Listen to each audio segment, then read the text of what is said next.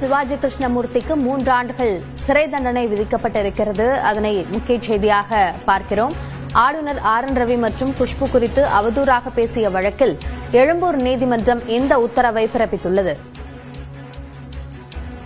இதுகுறித்த கூடுதல் விவரங்களை நம்முடைய செய்தியாளர் வெங்கட்டிடம் கேட்கலாம். வெங்கட், விவரங்களை பதிவு செய்யுங்கள். வணக்கம் அபிநயா. கொடுங்கையூரில் நடந்த பொதுக்கூட்டத்தில் ஆளுநர் மற்றும் நடிகை குஷ்பு உள்ளிட்டோரை ஆபாசமாக பேசியதாக பதியப்பட்ட வழக்கில் திமுக பேச்சாளர் சிவாஜி கிருஷ்ணமூர்த்திக்கு 3 ஆண்டு சிறை தண்டனை விதித்து எழும்பூர் நீதிமன்றம் தீர்ப்பளித்திருக்கிறது.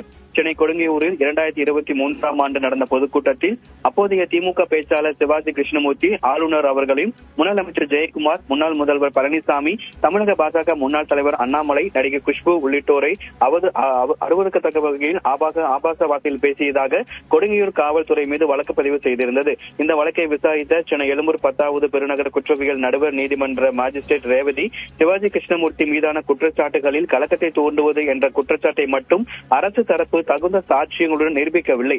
ஆனால் மற்ற குற்றச்சாட்டுகளை அரசு தரப்பு தகுந்த சாட்சியங்களுடன் சந்தேகத்திற்கு இடமின்றி நிரூபித்துள்ளது என கூறி அவருக்கு 3 ஆண்டுகள் சிறை தண்டனையும் 20,000 ரூபாய் அபராதமும் விதித்து தற்பொழுது தீர்ப்பளித்திருக்கிறது.